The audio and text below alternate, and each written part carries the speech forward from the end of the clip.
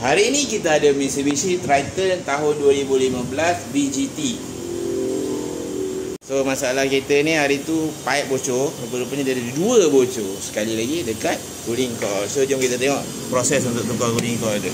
Okey, ini kereta dia Mitsubishi Triton VGT. Ini proses untuk tukar cooling coil dia. Kena buka dashboard sepenuhnya, sebab kita nak keluarkan seketul kotak yang besar kat dalam tu.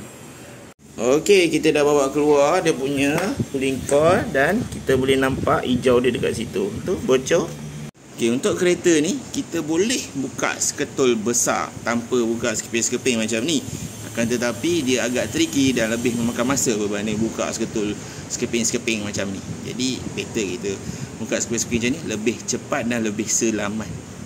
Kereta ni memang kereta side lah, jadi dia agak kotor sikit. Jom kita tengok. Okay, ni proses buka cooling coil dia. Senang je. Ni abuk-abuk sebab dia berada kat side. Ni proses untuk tak salah nak pasang nanti. Berbeza dengan kereta semalam yang pakai pencuci cooling coil tu. Anda tengok ni, bersih tak? Okay, ini cara nak cuci blower. Guna water jet.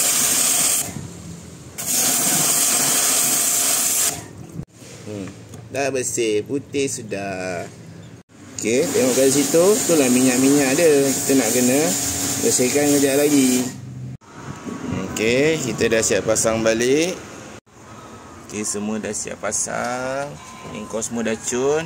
Kita masukkan balik dashboard.